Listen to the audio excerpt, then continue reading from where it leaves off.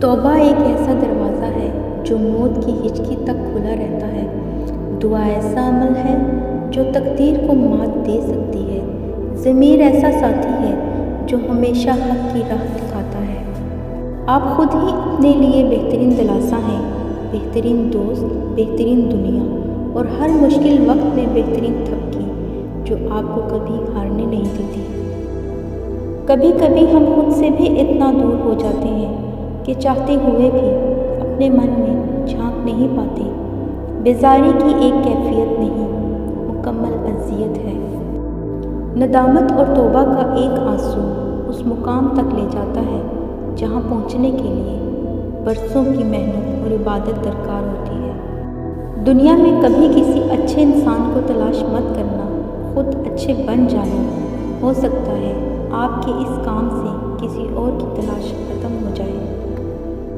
کسی کو چاہنا ہو تو دل سے چاہو، زبان سے نہیں، اور کسی پر غصہ کرو تو زبان سے کرو، دل سے نہیں۔ معاف کرنے کی عادت اور حوصلہ پیدا کرو۔ یہ تو اللہ پاک کا کرم ہے کہ اس نے انسان کے گناہوں کی پردہ پوشی کی۔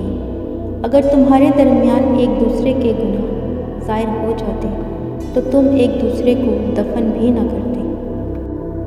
انسان دنیا میں جتنا مرضی تکبر کر لے، آخر کار اس گوشت نے کیڑے مکوڑوں کی غذا ہی بننا ہے۔ ہڈیوں نے بوسیدہ ہو کر مٹی کے نیچے ہی جانا ہے۔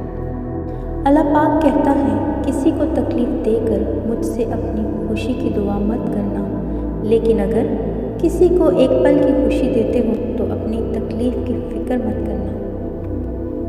بعض تکلیف ایسی ہوتی ہیں کہ ہمیں لگتا ہے جیسے اب ہم مر جائیں گے، جیسے اب کہیں سے کوئی مدد نہیں آئے گی، اور پھر ہم جلد مایوس ہو جاتے ہیں۔ مگر جانتے ہو کہ کوئی غم بھی مسلسل نہیں رہتا۔ وہ ہمارا پیارا رب بڑا کریم ہے، تمہاری سوچ سے بھی زیادہ کریم ہے۔ اسے تو یہ بالکل بھی گوارا نہیں کہ تمہیں کوئی تکلیف